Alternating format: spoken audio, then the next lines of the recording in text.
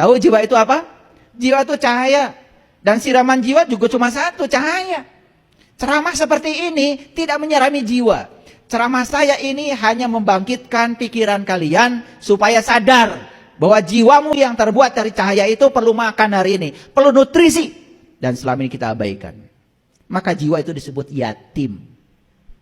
Yatim itu yang tak beribu, yang tak berbapak. Manusia tidak ada yang nggak punya ibu, nggak punya bapak, nggak ada. Jadi yatim dalam pengertian fisik itu sebetulnya tidak ada. Yatim itu yang ada adalah spiritual. Karena yatim itu yang tak beribu, yang tak berbapak. Berarti datangnya ke semesta tidak dilahirkan. Maka jiwa tidak dilahirkan, tapi jiwa ditiupkan.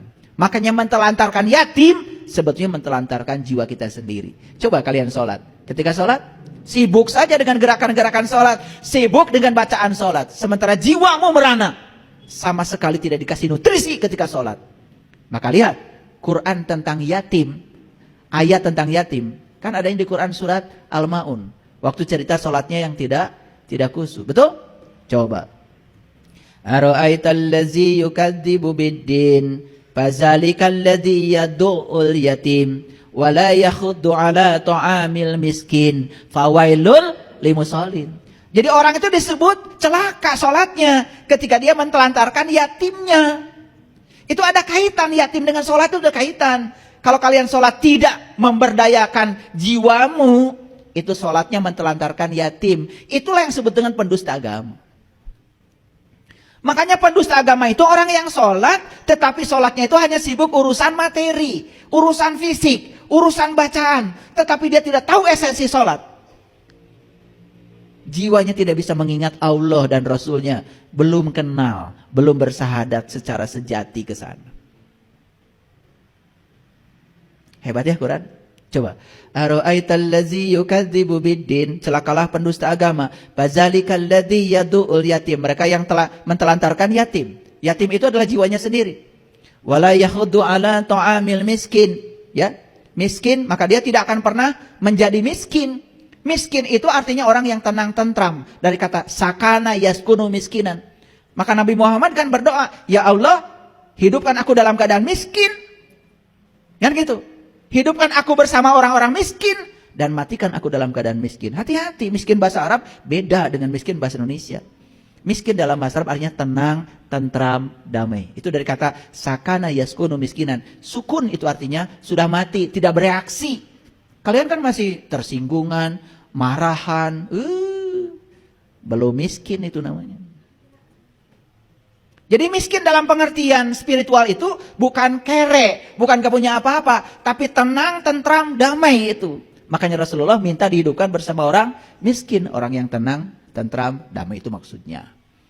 Wah, dan Rasulullah juga mengajarkan kita jangan kaya-kaya, miskin aja. Lah, mau ngaji aja sama saya gak punya ongkos. Ya, lanjut. Makanya fawailul lil musallin, celaka orang yang sholat. Apa? Alladzina hum an sholatihim sahun. Sholatnya itu adalah sahun. Sahun itu lupa pada jiwanya sendiri. Hanya sibuk ngurusi yang lain-lain. Gitu. Coba sadari kata-kata saya ya, biar tambah pinter.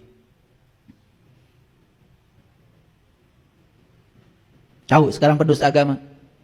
Siapa? Yang mentelantarkan yatim. Yang mentelantarkan jiwanya sendiri. Kalau jiwanya sendiri ditelantarkan, otomatis dia juga tidak akan punya cinta kasih. Tidak peduli pada orang lain. Siapa di dunia ini manusia yang selalu bersama ibu bapaknya? Ya pasti ibu bapaknya akan meninggal dong. Betul nggak? Dan yatim selama ini selalu berfokus ke sana. Iya. Sampai ada yang minta zakat ke saya, ayah saya yatim. Padahal dia pengusaha. Karena bapak ibu saya sudah tidak ada, minta sumbangan. Itu kan kegagalan memahami yatim. Ya. Ya saya bilang, iya aja. Kamu itu memang yatim. Setiap hari mentelantarkan jiwamu sendiri. Makanya saya sumbang. Tapi bukan duit. Ikut pelatihan. Biar tahu cara merawat jiwanya sendiri. Ya, oke lanjut dulu. Ini terminologi sederhana yang selama ini salah kita memahami. Maka di Quran Allah mengatakan innal munafiqina yukhadi'unallah wa huwa khadi'uhum wa idza qamu ila shalah qamu kusala yura'unan nas wa la yazkurunallaha illa qalila. Sesungguhnya orang munafik itu adalah orang yang suka menipu Allah.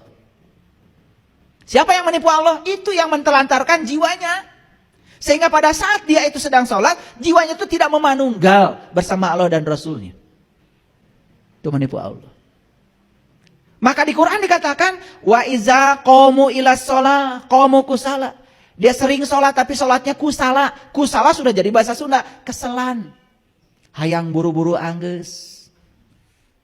Mun imam maca panjang, aduh imamna panjang ting.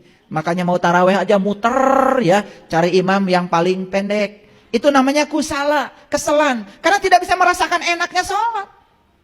Yang lucu kalian tidak pernah mencari ilmunya. Itu saya tuh aneh. Yang kedua, yura'unan nas. Dia suka sholat tapi sholatnya riya. Yang ketiga, wala yazkurunallaha illa qalila. Dia tidak bisa mengingat Allah dalam sholatnya. Kecuali sedikit.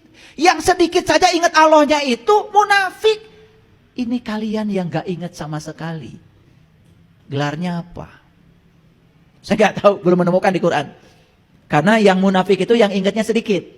Nah, yang model-model kalian ini yang nggak ingat sama sekali, nggak tahu itu, nggak ada gelarnya di Quran. Cari aja nanti, kali aja ketemu, kasih tahu saya. Ya?